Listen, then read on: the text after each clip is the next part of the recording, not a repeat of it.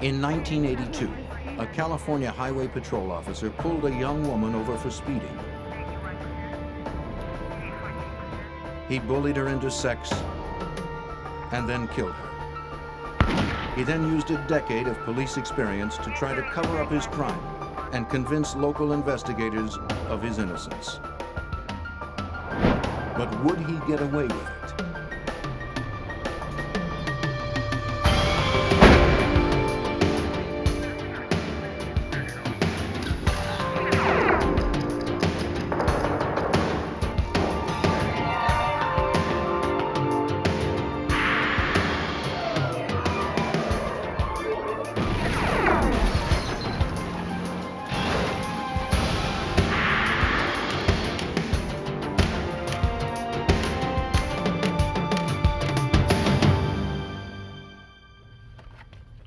Society depends on trust and authority. It's a system that works, and because it works, we hardly think about it. A uniformed officer demands respect, and we willingly comply. But what if that trust were betrayed? What if a police officer abuses his authority? George Gwaltney was one such cop. The popular and decorated California Highway Patrol officer committed the ultimate violation. He murdered. I'm Jim Kallstrom, former director of the FBI's New York office. When good cops go bad, the full power of law enforcement rallies to repair the damage, rebuild the trust, and deliver justice. The Gwaltney case taxed the resources of both state police and the FBI. He was a cunning adversary, trained in crime solving, and he knew how to cover his tracks. 23-year-old Robin Bishop had left her home in Las Vegas to visit a friend in Los Angeles. But then you gotta carry trays, so you gotta work on yours. Robin had hopes of becoming an actress. Her friend convinced her that if she was serious about acting, she had to move to LA. Okay, let's see. Robin headed back to Vegas to pack up and make the move. She was excited about her future. In Barstow, California, she stopped to call her mother and get a sandwich. Returning to her car, she fell into the gaze of a predator, California Highway Patrolman George Gwaltney. Though he was a highly respected officer and member of the community, Gwaltney had a secret history of stopping women for speeding and then soliciting them for sex in exchange for getting out of a ticket. The night of January 11th, 1982 was no different. He quickly memorized the make and model of her car. He also noticed the Nevada license plate.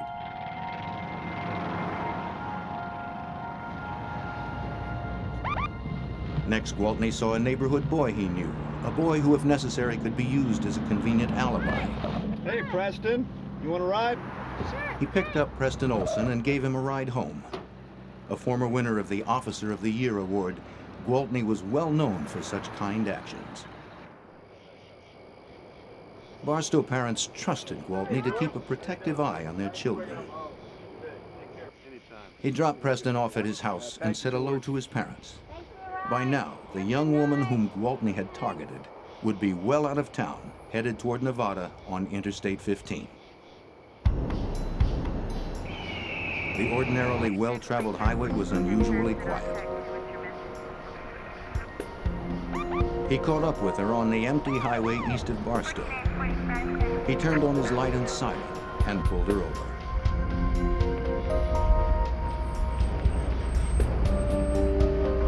Robin Bishop had a string of tickets for speeding. She had in fact just finished a year of probation and had been given a warning that another ticket would cost her her license. Robin knew that a car and a driver's license would be essential for an aspiring actress in Los Angeles. Okay, man. Do you have any idea how fast you were going? Pretty bad. Just a little bit too fast. I'm gonna have to ask for your license, man.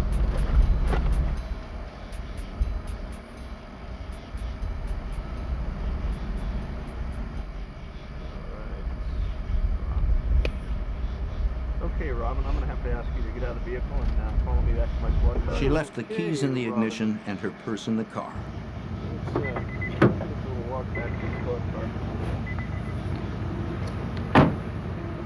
Robin was probably surprised to be taken back to the patrol car, but she obeyed.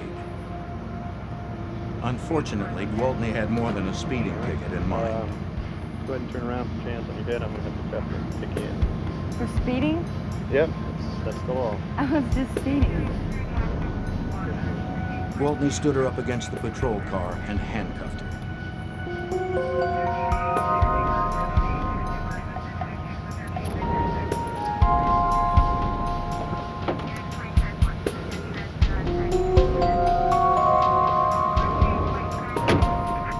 As he put her into his back seat, she must have been scared and confused. Why the handcuffs? Where was he taking her? Gwaltney returned to her car to get her purse. At that moment, a car with a lone driver passed by.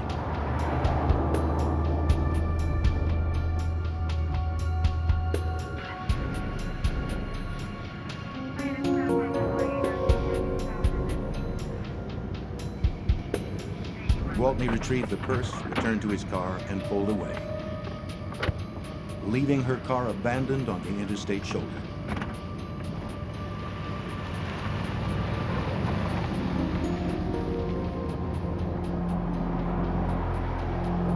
He drove Robin to an exit that led to a seldom-used access road running parallel to the highway. It was a place he often went to take a break during his patrol shift.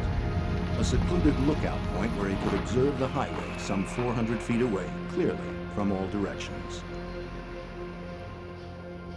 There, holding the threat of jail or loss of license over her, Gwaltney raped Robin Bishop.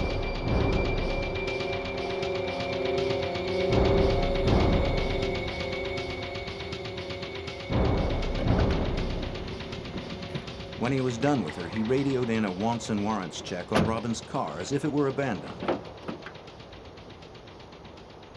He knew he'd been spotted walking towards Robin's empty car.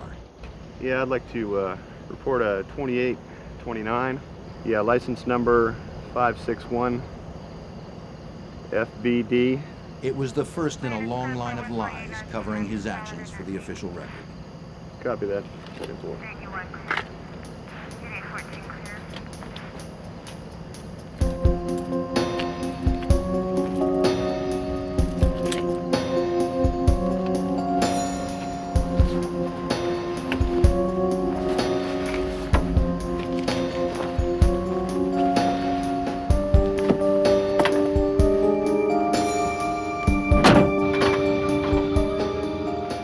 He drove her down the parallel access road to a point where Robin could walk back to her car.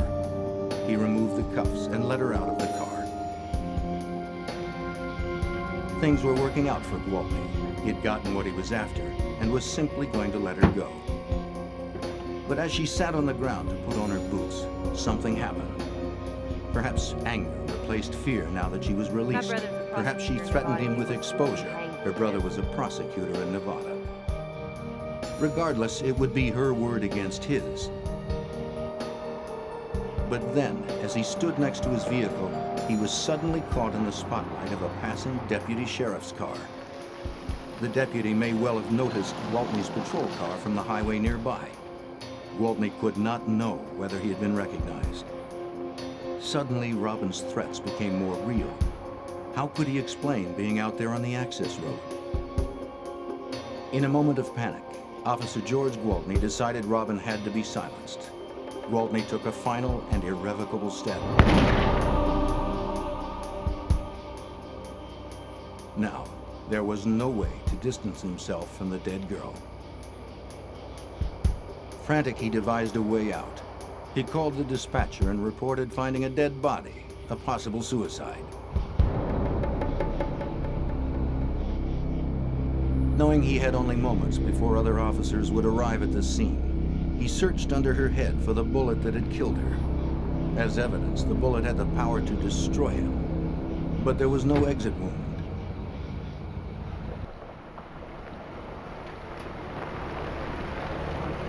Homicide Detective Milt Rose of the San Bernardino County Sheriff's Department was sent to investigate the dead body found by Gwaltney. On his way to the crime scene, the dispatcher asked that he examine the abandoned car. As the body had been found a short distance away on the access road and was visible to investigators already at the crime scene, the police suspected there was a connection between the car and the body. I did not see any obvious signs of any malfunctions, no mechanical breakdowns.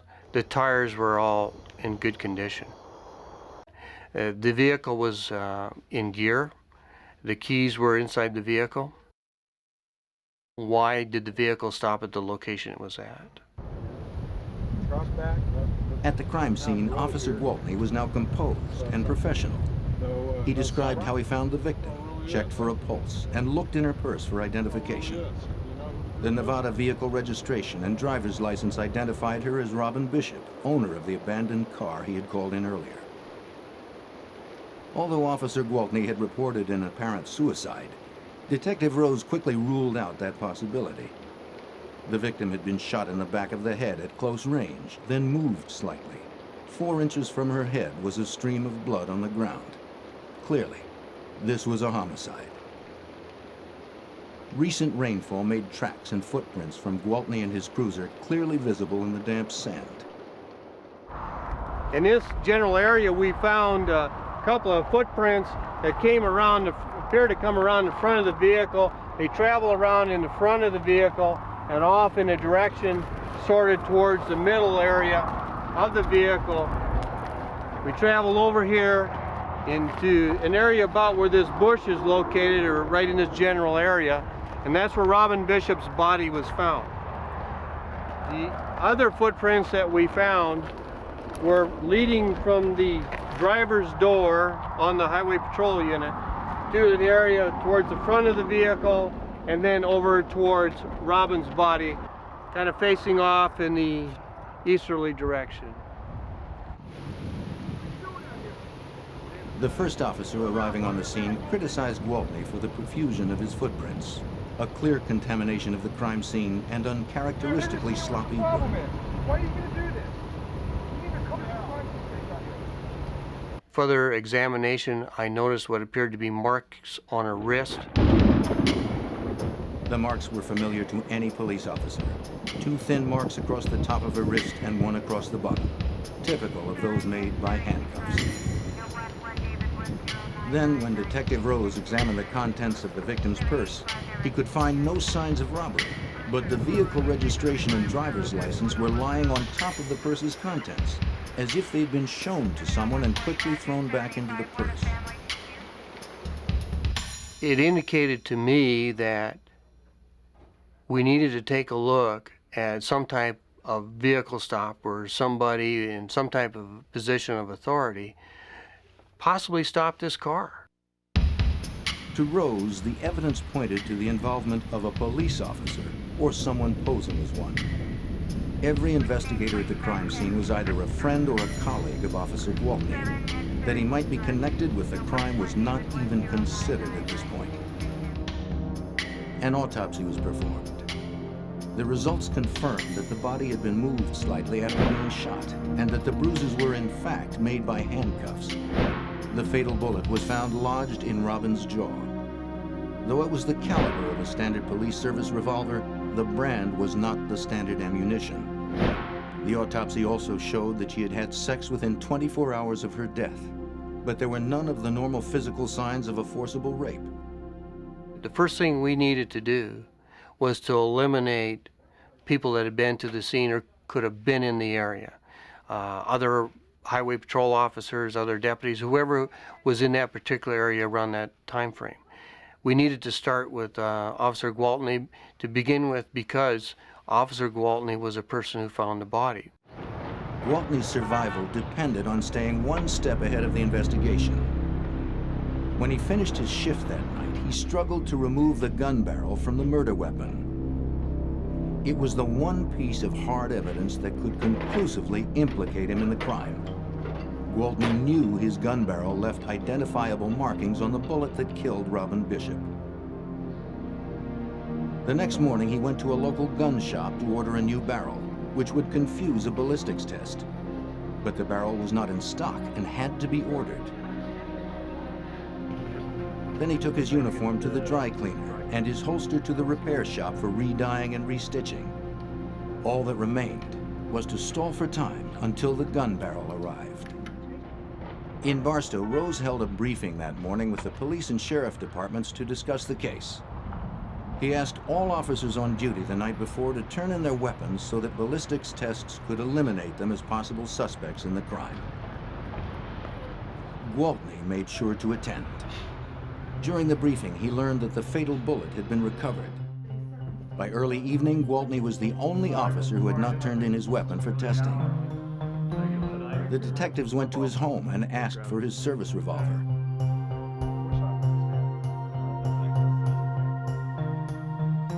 He returned moments later with the wrong gun, his off-duty weapon. George, this isn't your service revolver, and that's what we need. Your service revolver. Service. Everyone else. The captain sent him back for his service revolver, but he returned empty-handed. You aren't gonna believe this, but it's been stolen. What do you mean stolen? Well, George, there's been some burglaries in the got it. He claimed neighborhood. that his house must have been burglarized. The gun was missing. have to ask for your. The story sounded doubtful, This is a formality. but because Gwaltney was a highway patrol officer, Detective Brian English with the San Bernardino County Sheriff's Department was inclined to believe him. I kind of empathized with him because we were, in my opinion, we were looking for evidence to show that he didn't do it. It was some criminal that did it, you know.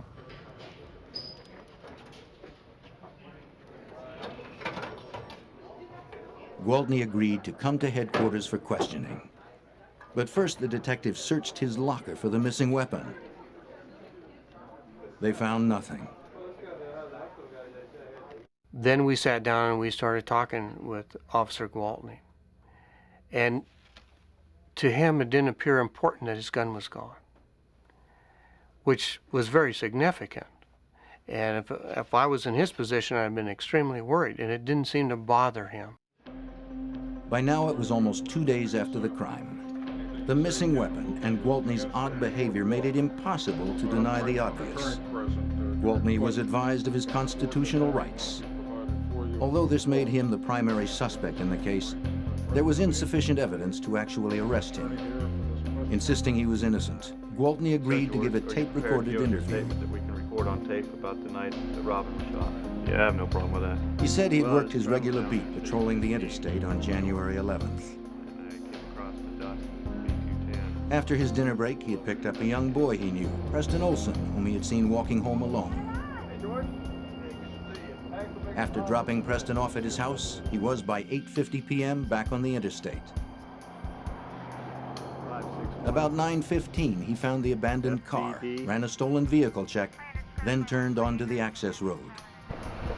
Seeing a pale shape, he had pulled over. It was the body of the victim, Robin Bishop. He was not reacting normally for a person who had been accused of committing this kind of a crime. Had it been me, I would not be talking to them. I'd tell them to prove it. I'd be very irate. I'd be very upset. Officer Gwaltney had repeatedly insisted on taking a lie detector test.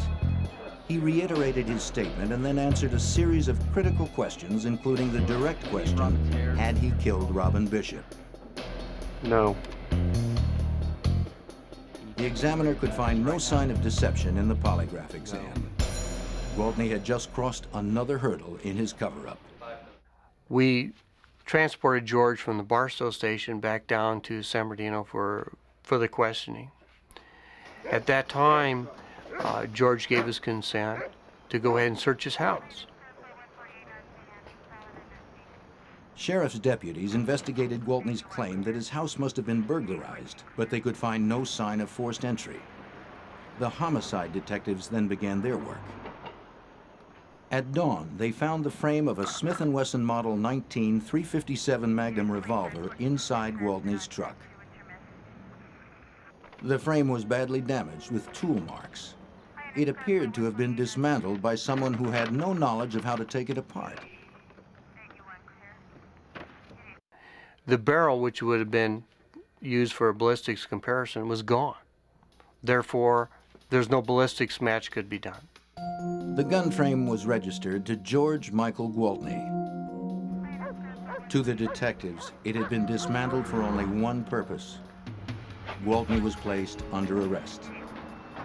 But the evidence was still only circumstantial. a link between the revolver and the tools used to dismantle it had to be found. The detectives returned to Gwaltney's home for another search. Evidence was collected. Gripping-type tools and a pipe vise found behind the garage that showed fresh signs of metal transfer. In the bedroom closet, detectives found 5 boxes of bullets bearing the CHP insignia. In the boxes among the standard police rounds, they found 27 bullets of another brand. 357 caliber 158 grain soft points made by Remington Arms, the same kind of bullet that killed Robin Bishop.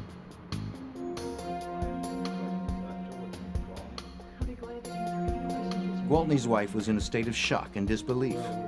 When questioned, she assured the detectives again and again that George had not been acting strangely or in any way different lately. He was a good husband and a good father to their children. He's a wonderful husband and a very caring father. News of Gwaltney's arrest stunned the small community of Barstow. His fellow officers had known and respected him for decades. Despite the considerable evidence against Gwaltney, they were unable to accept his possible guilt. Pretty dramatic and emotional thing when another law enforcement officer is accused of committing a murder. Most of the people knew George, and they could not believe that George Gwaltney could have done something so bad. I recall a couple of the officers that were close friends of his were in tears when I was interviewing them because they didn't want to believe that George could do this. Even the investigators struggled to come to grips with the conclusion they had been forced to draw. My feeling was, he didn't do it. He couldn't do it. He's a highway patrolman.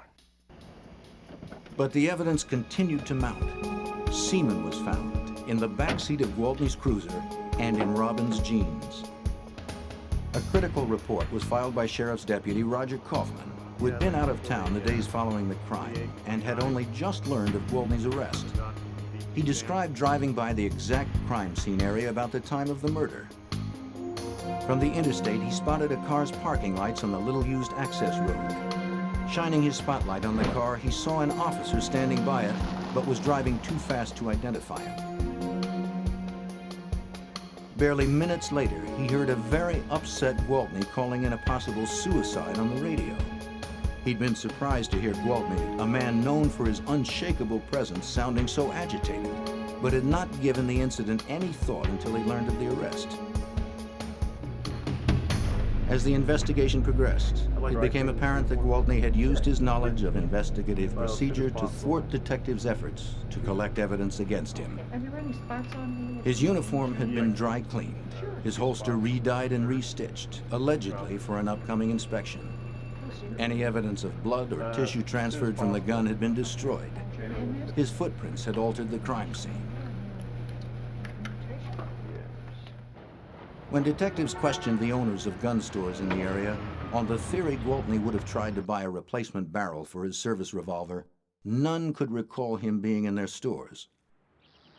After several months of an internal investigation, Gwaltney was fired from the California Highway Patrol.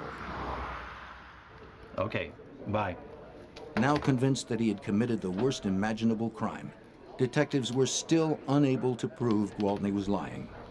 His wife and friends still solidly supported him.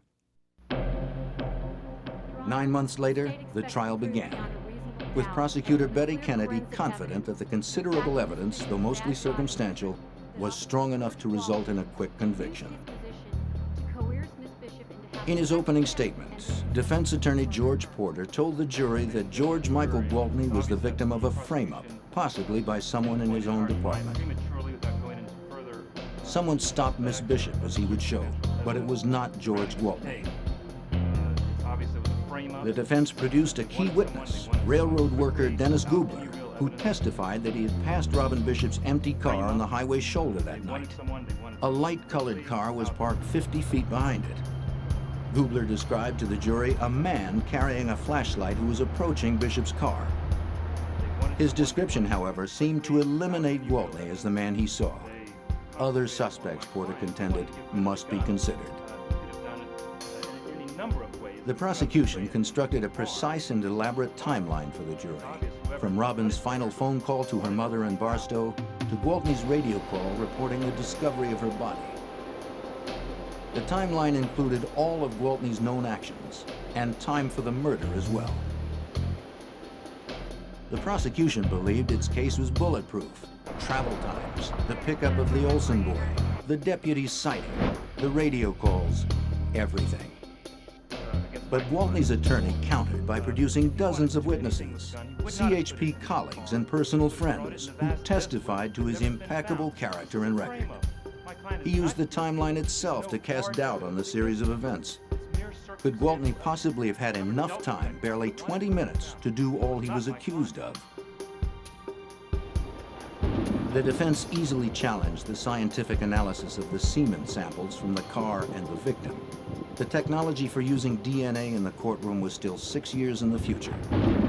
In addition, Porter was able to cast doubt on the prosecution's inconclusive tool mark analysis of the gun frame and tools taken from Gwaltney's vehicle and residence. Nevertheless, the prosecution believed the bullet evidence and the dismantled gun frame would be enough to convince the jury. The strongest evidence that we had in the particular case was the frame of the gun. How can you explain the frame? How can you explain why it was in the vehicle? Why was it taken apart? Why was the barrel missing? Why was the cylinder missing? The grips, the hammer, the trigger? Why? Gwaltney was prepared and polished, providing the defense with its best witness, himself. He had an answer for everything that was questioned to him. And every answer he had was feasible. And what their defense tactic was to put a small amount of doubt into each one of the items of evidence that we presented. And that's what they did. And George did an excellent job of tying up all the loose ends when he testified. In the end, the testimony of 50 witnesses in 30 areas of expertise and all the accumulated evidence failed to convince the local jury. After 4 days, a deadlock was declared, 8-4 in favor of acquittal. George Gwaltney was a free man. Nothing is, as some people say, a slam dunk. And you never know which way the jury's going to go. You never know which evidence the judge is going to let in and which evidence the judge won't let in. So, because I wasn't involved in the daily routine, I was very much surprised that George was not found guilty. We spoke to a number of the jurors, and a few of the jurors thought there was a good possibility George was the one responsible, but they couldn't believe he actually did it. And if he did do it, he was a highway patrolman. He worked hard. He worked for the community. He was respected. We just couldn't find him guilty. Still believing George Gwaltney was guilty, prosecutors were determined to get a conviction. Less than 1 year after the mistrial, Gwaltney was tried again in Superior Court. But with little new evidence presented, the trial ended in another deadlocked jury, 7-5 in favor of acquittal. George Gwaltney walked away, seemingly out of reach of the law. I was stunned. I sat around for several hours just thinking about rehashing what could have we done to change the outcome. What could we do if and when there's another trial? Arguing the appearance of harassment, the judge denied prosecutors a third trial. It appeared that George Gwaltney could not be brought to justice in the town of Barstow. We felt, and I was convinced, that George killed this lady and that we needed someone to come in and prosecute George. George needed to pay for what happened. From the moment of Gwaltney's arrest, the FBI had been watching this case with great interest. Anytime a homicide involving a police officer takes place, the FBI monitors the investigation. After Gwaltney was acquitted a second time, there was enormous public pressure to find the truth surrounding Robin Bishop's murder. The FBI's Los Angeles field office decided it was time to intervene. The FBI knew that George Gwaltney could never be tried again for Robin Bishop's murder in the state of California. But in a federal court, he could be charged with violating her civil rights. By killing Robin Bishop while he was on duty, George Gwaltney had committed a federal crime. By taking her life, he had violated her civil rights. This had never been argued in a criminal trial before. But the FBI and federal prosecutors believed the Bishop murder was a perfect test case. The case was assigned to Special Agent Michael Randolph. Gwaltney was like a wolf in the sheep pen. The local law enforcement didn't know that he was the perpetrator. He was the person that had committed the murder, so he would stay one step ahead of them, destroying evidence. And this is a significant reason that the locals were unsuccessful in their prosecution. They didn't realize what they were dealing with. Exhaustively reviewing the crime scene photographs, Agent Randolph's attention was caught by a photo. It revealed the contents of the trunk of Gwaltney's patrol car the night of the murder. In it, he spotted a small box of ammunition. He sent the photos off for enlargement and analysis. We were notified by the FBI laboratory that photographic analysis revealed that that was a box of .357 Magnum ammunition and was in fact illegal ammo of the type that Gwaltney had testified he did not carry and was not carrying the night of the murder. It was also, we believe, the same box of ammo that was collected from his house. Agent Randolph had just caught George Gwaltney in his first lie. We knew that he had lied about one thing at the two local trials. There had to be other things that he had lied about. Working closely with the San Bernardino Sheriff's Department and the California Highway Patrol, Agent Randolph began re-examining virtually all of the evidence from the first two state trials. Instead of handling it as a usual criminal investigation, we took an exhaustive approach, sort of like a TWA Flight 800 approach. Every rivet had to be looked at, every rock had to be looked at. The mountain of reports, transcripts, photos, and physical evidence would be painstakingly re-examined by the FBI labs and Bureau field agents. Key things that were used that we sent back to the lab would include such things as, obviously, the frame of the gun. The frame of the gun had been recovered by the local police, and they had done tool mark analysis but had been unable to show who took the gun apart. The gun frame was sent back to the Firearms Toolmark Unit of the FBI labs in Washington. Unique in the world, the lab has a collection of over 2,000 guns, from John Dillinger's pistol to the newest military assault rifle. Every bullet manufactured for the last 50 years is here too. Hollow point and steel jacket, 22 to 50 caliber. Like the guns, they're all here for testing and comparison. The soundproof ballistic room allows for comparison firing and bullet retrieval. Comparative microscopes allow for precise analysis of the gun barrels. But the most valuable asset in the lab are the agents, whose long experience in these specialized tests make them invaluable in difficult cases such as the Bishop murder. Jim Cadigan of the FBI Firearms and Toolmark Unit was brought into the case to conduct a toolmark analysis of the gun frame and the 15 different wrenches and tools, including the pipe vise, taken from Gwaltney's home. Steel tools almost always leave behind some distinctive and often microscopic mark after their use, a signature as unique as a fingerprint. The FBI Toolmark Lab is one of the largest, most specialized, and most technologically sophisticated in the country. It was obvious from the beginning that the individual that had worked on this particular firearm knew something about forensics because he had removed several pieces of the firearm that could be of some use later on to a forensic examiner. Agent Cadigan approached the very specific task of associating the tool marks on the gun frame with the tool marks made by the 15 gripping tools taken from the Gwaltney home. The question was, could one of these tools have been used to hold the frame while the barrel of the firearm was being removed? In looking at the frame, I noticed near where the hole was for the pin that locks the barrel down, very near the hole for that, there was a small 1/16 of an inch impression, almost as if it was made by a small screwdriver tip, right below that hole. This tiny mark matched a small imperfection in one of Gwaltney's tools. In looking at the tools that were submitted from Gwaltney, I noticed that one of those tools, a pipe wrench, had a broken tooth, and the tooth was broken off in the middle, and then there was a small island of metal left on the tooth, and that looked very similar to the mark that was on the frame.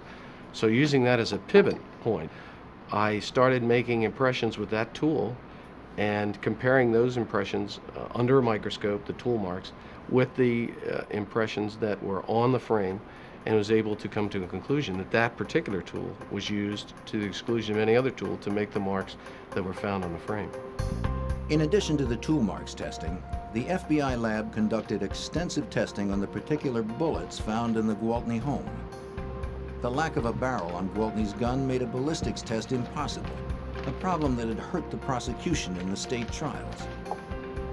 So the FBI lab devised a test that had never before been used forensically, a radical new use of nuclear technology in forensic science. When a manufacturer of lead like Remington Arms makes a batch of lead, they throw things in much as you would when you're making meatloaf. That makes each batch of lead unique. We then took over 200 rounds that the locals had collected when they did their investigation of George Michael Gwaltney. We submitted those to the lab. The lab made those radioactive and got their molecular weight, their chemical fingerprint, and lo and behold, we find approximately 27 rounds that are the exact match as the lead taken from the head of our victim. The samples in the reactor absorb neutrons and become radioactive. This radioactivity is measured and gives a precise reading of the chemical elements in the lead from the bullet, an atomic fingerprint. The radioactive tests were indisputable. Each of the 27 bullets found in Gwaltney's closet, bullets he had sworn under oath he did not own, had come from the same batch of lead as the bullet that killed Robin Bishop. The FBI lab worked to establish a definite match between Gwaltney's gun frame and his pipe wrench, and between the fatal bullet and the bullets found in his home. Additionally, Agent Randolph constructed psychological portraits of not only George Gwaltney, but Robin Bishop. It was important that the federal jury perceive her as a genuine victim.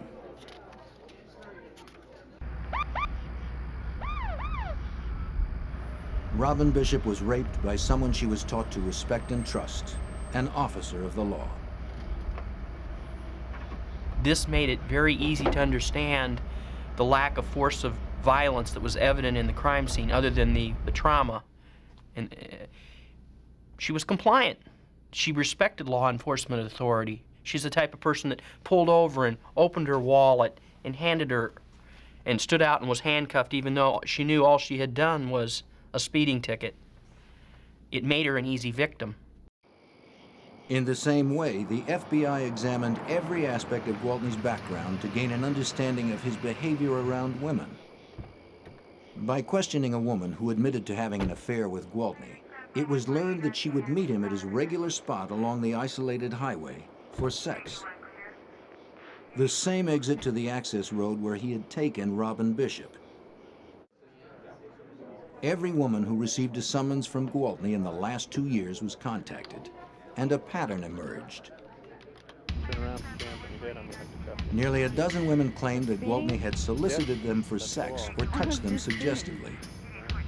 This indicated to us that this was not an isolated sexual assault with Mr. Gwaltney. This is a type of pattern of behavior. When he put his uniform on, he became predatory towards females, was our conclusion. Witness testimony from the state trials was also carefully re-examined for discrepancies that could lead to breaks in the case. In some instances, the FBI leaned hard with the weight of federal authority. Many witnesses were reluctant to testify, fearful. It's a small community, everybody knows everybody. We had to let them know that a federal investigation is just not a local matter that's going to blow away with the wind out in the desert. We're going to be here until this is resolved. This persistence led to one of the most crucial breakthroughs in the case. San Bernardino Sheriff's detectives had originally interviewed the owners of Barstow gun shops for signs that Gwaltney might have tried to buy a replacement barrel for his service revolver the day after the crime. None claimed to have seen him.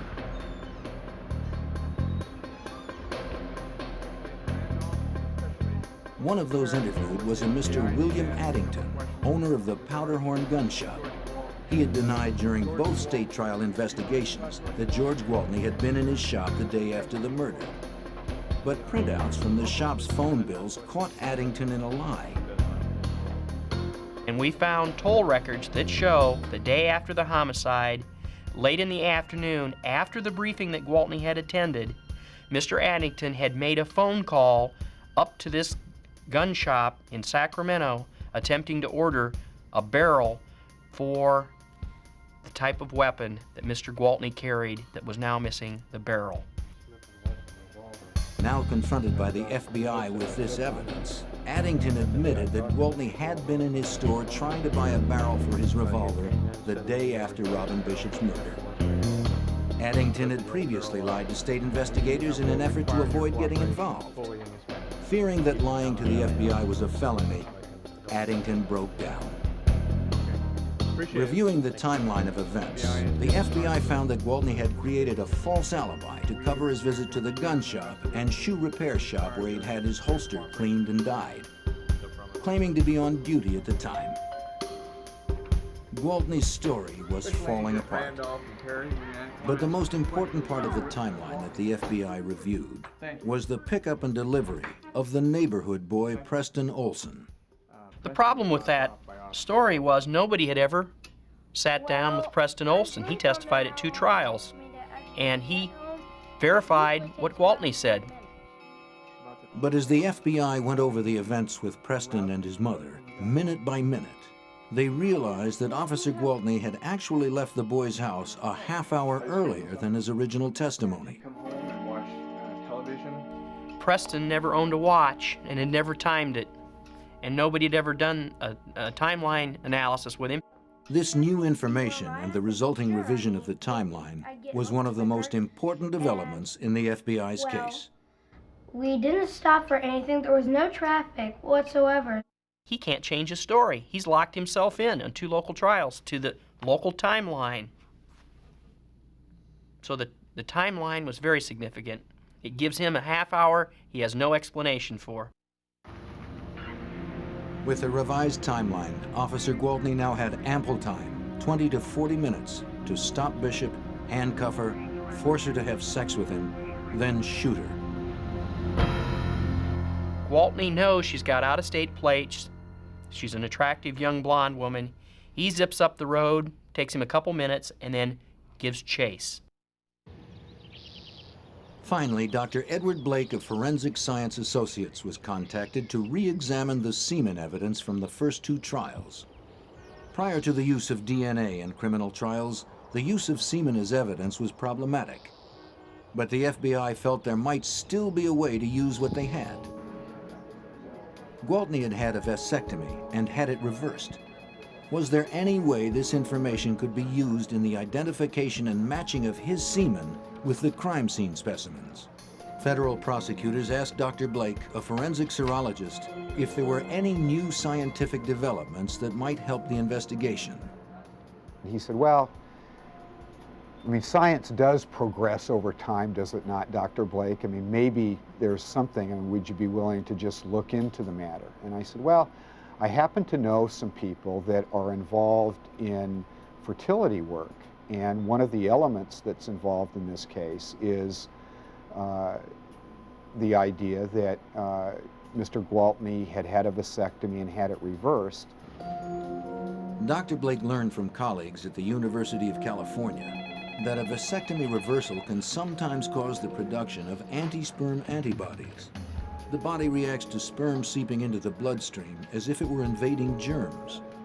The phenomenon is highly unusual and could conceivably be used as a marker in seminal fluid. He sent samples from Gwaltney to the University of California lab. We found that not only do those fluids contain the anti-sperm antibodies, the antibodies were there at very, very high levels.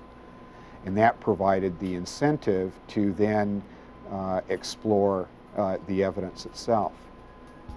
Dr. Blake learned of a new test used in fertility studies. It was called the Immunobead assay test and could determine the presence of anti-sperm antibodies in the crime scene samples. Because this kind of evidence had never been used in court before, Dr. Blake videotaped the test to show the jury in the federal trial. Ultimately, extracts that were prepared from a pair of genes that were on Robin Bishop's body, samples that were taken from the Highway Patrol car seat were prepared, and these samples were tested for the presence of these anti-sperm antibodies, and in both of those samples the anti-sperm antibodies were found. During the 6-month FBI investigation, all of the re-examined evidence and all of the new witness testimony led to one bedrock certainty for the special agents working on the case. We know we've got the right guy, and we're going to get him. George Gwaltney was going back to court. George Michael Gwaltney was indicted by a federal grand jury for violating the civil rights of Robin Bishop and arrested. He was the first California law officer to be charged under the federal civil rights statute. Once again, he pleaded not guilty. But for the first time since the ordeal began, Robin Bishop's parents had hopes for a different outcome. This time, George Gwaltney faced a federal court and the FBI. It was clear from the beginning that the federal trial would not be a repeat of the first two trials. The federal trial began on January 17, 1984, in the U.S. District Court in Los Angeles. George Gwaltney was represented by public defender Carol Douglas, who chose not to have his client testify. He knew George Gwaltney was in serious trouble. And then he subsequently murdered her. Gwaltney knew that we were breaking his alibis, breaking his stories, and that he was going to have to concoct a new story. He had painted himself into a corner, and we were going to use his brush to paint him into a jail cell. This is a frame-up. As the trial progressed, the FBI punched a hole in every strong point of Gwaltney's earlier defense. The prosecution told the jury that Gwaltney had marked Robin Bishop as prey the first time he saw her in the fast food restaurant. With the testimony of the other women he had abused, Gwaltney's Officer of the Year image crumbled. After dropping Preston Olson at home, he pulled Bishop over and ordered her into his patrol car. The new testimony now gave him plenty of time. Following an established pattern, he drove to a familiar secluded spot and forced her into a sexual bargain, corroborated by the semen stain on the back seat of his new patrol car. As she sat struggling to put her boots back on, the blinding spotlight of Deputy Kaufman's patrol car hit Gwaltney, placing Gwaltney on the access road with Robin Bishop away from her car.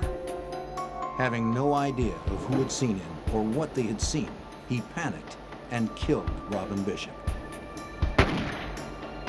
Then he breathlessly called the dispatcher with a possible suicide. The autopsy and the crime scene photos showed that he had not moved her head to check for a pulse. The movement was too great.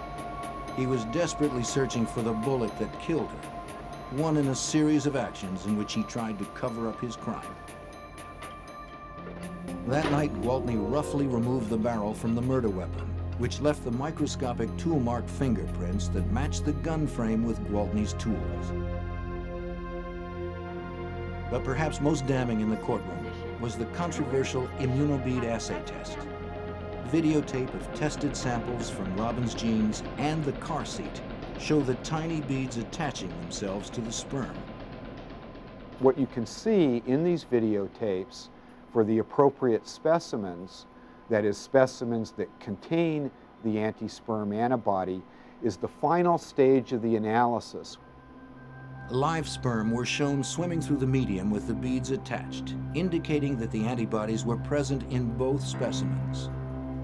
Dr. Blake was allowed by the judge only to indicate percentage results of his testing. He testified that Gwaltney's blood type put him in 12% of the population. Of that 12%, only 5% of those would test positive for the presence of anti-sperm antibodies. Less than 1% of the population could possibly have had sexual intercourse with Robin Bishop that night. As much as the defense might argue that the rest of the evidence was circumstantial, the scientific evidence was overpowering. The verdict was returned swiftly. When the jury walked in, they would not look at Gwaltney, and it was very clear that they had a guilty verdict. As far as I was concerned, I was pleased and that George had to suffer the consequences of his action, and that Robin Bishop's death didn't go uninvestigated. It was, it's a case you'll never forget. You took advantage of a vulnerable person. The judge gave George Gwaltney the stiffest possible sentence, a maximum federal prison term of 90 years and a minimum term of 30 years before becoming eligible for parole. Mr. Gwaltney, you have 12 years betrayed your later, badge. George Gwaltney died in prison of a heart attack. To the end, he claimed he was innocent and had been the victim of a frame-up.